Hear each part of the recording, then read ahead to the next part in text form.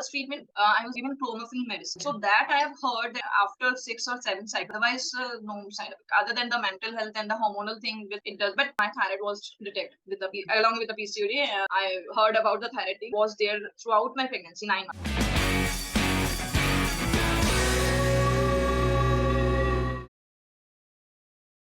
Taking medication to induce ovulation, did you see any side effect, or did the doctor tell you about side effects that might happen? Oh, I don't think so. There are side effects. Yeah, like during my first treatment, I was given clomiphene medicine.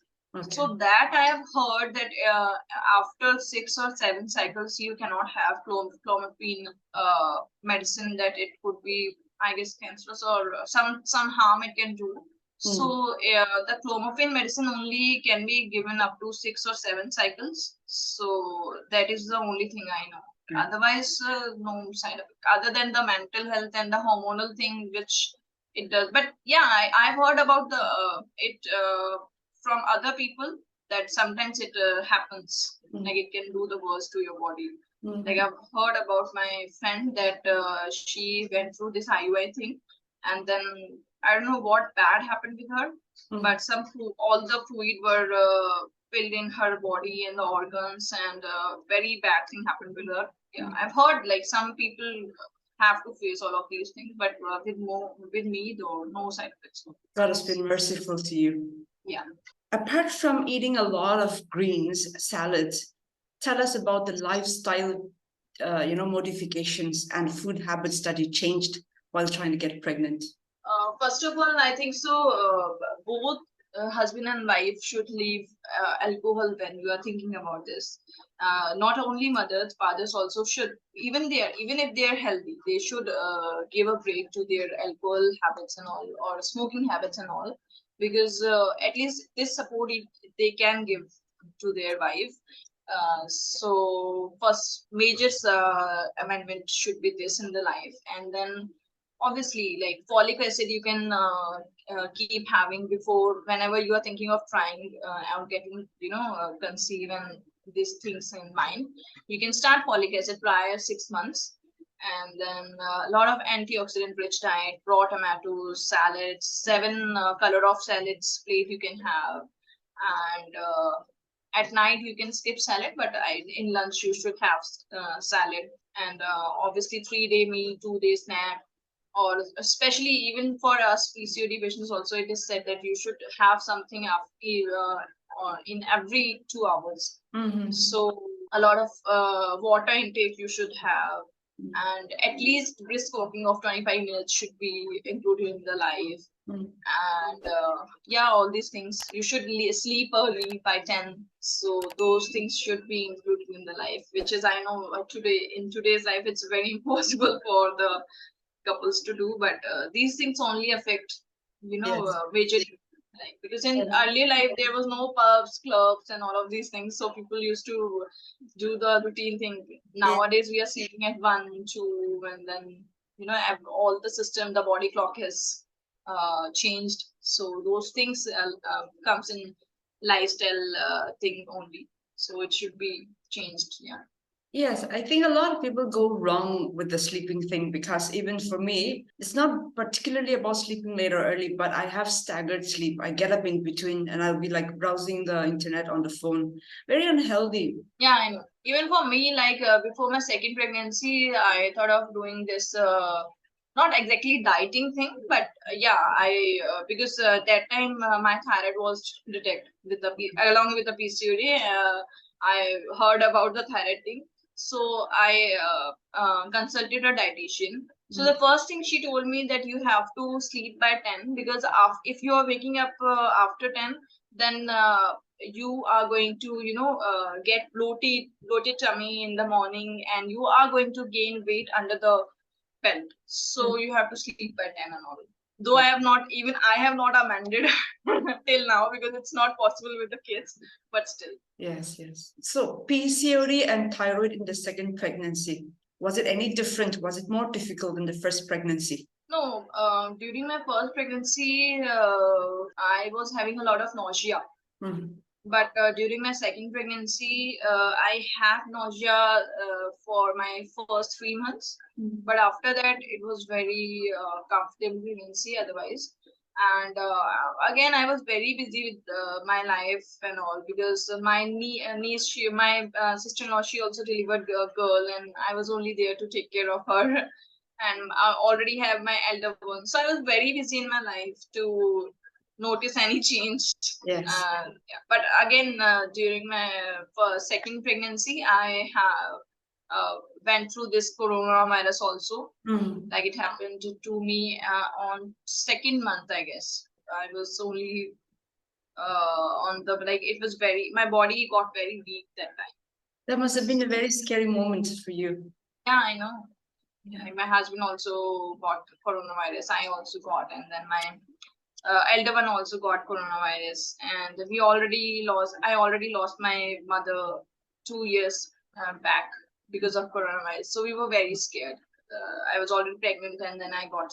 So yeah, those all other things came, but other than my first pregnancy, only the nausea thing was different. Like during my first one, the nausea thing was there throughout my pregnancy, 9 months.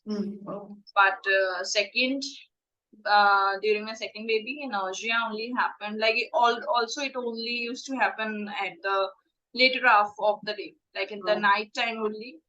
I used to get nausea, otherwise it was okay. So I had like proper diet also. During my first one, I was not able to eat food at all. So he was very lean, and he was very average weight baby. So this one was a very big baby. Second one was very big. Yes. So yeah. Yes. These were the different things. Well, I'm very sorry that you lost your mom to COVID, and your family also went through that traumatic period. Through that, I'm sure you are stronger as a couple. Yeah. This is something that I particularly want to ask you, because you have gone through sub-fertility, you have faced some difficulty getting pregnant. I'm sure a lot of stress and emotional turbulence went on. What is that one advice that you want to give to husbands of women trying to get pregnant, or women who are pregnant already? Because that's where there's a lot of disconnect. My advice will not work for any husband, because they don't listen at all. if they have to do anything, they have in their mind, so they'll do that. So this thing comes from the first day only. And my husband and had a love marriage. And he used to take care of me since the very first day. And even when the day we visited first time to our gynecologist, so he was very worried, and all of, not for the kid, because he was very okay with it. If we are not having kids, no, I don't have any problem and all. But he was worried for me that I have to go through this treatment. And during my first treatment, he has seen me, like sometimes I was so much into, I was getting so much nausea that I used to lie under the wash basin. My body was so weak. I used to don't eat, like for 2 days. I'm not eating anything, even not water. I used to have chilled water because I don't like the taste of water. I used to puke because of water. So he has seen me, go through all those things. So he was very supportive. And that time we were having dogs also. So he was having a lot of responsibilities of my dogs, and that time he used to take me to hospital. Every alternative days we have to go to hospital to see to a doctor, because I was having so much nausea. I was not eating at all, and at least need a basic food to nurture your body and nurture the baby inside you. But my health was not good, like during my first one. So he took a very good care of me indeed, and he also consumes alcohol. Like my gynecologist told him to stop alcohol, not because he is unhealthy or he's having any issue, but otherwise also he's told him that your wife is going through so much of thing, difficulty. At least this small thing you can do. Because somehow it'll help only eventually. It will not harm anyone. So he always agreed to everything, whatever the doctor told, or yeah. So he was very supportive, and this kid is not like only ours. It's the husband's kid equally. So they should be supportive and they should be taking care of wives, because a wife is going to deliver and go through all the pain. Yes. And throughout that 9 months, she will go from this to size whatever they Yes. never thought of, Yes. and stretch marks and all of those things. So, and after that also, like I breastfeeded my son for 2 years, Wow. first one, and still I'm breastfeeding like my younger brother also. So we go through so much of thing to raise their kid beautifully. So at least little bit of support and little bit of care we also need, which husband should be giving. And not only this, he not only takes care of me, but he takes care of my kids also. He massages my kids, he give bath to my kids, and he takes care of my kids. He take them to play dates and everything he is possible for him. So even during coronavirus, he don't know at all how to cook, but at least he used to offer whatever possible it was for him. Yes. So husband should be supportive in this treatment, and it's a big thing that we go through. And obviously, like in India, a lot of issue is with our in-laws and all of that. So a lot of women, like, they message me that they are getting the sarcasm of why you're not getting pregnant, and the bad mouthing and all. They in-laws, they use useless things they tell. So the husband should be supportive, and only the things will, because already we go through so much of mental stress, and these things the in-laws tell, or the friends tell, or the relatives tell, they all like their talks will keep us depressed.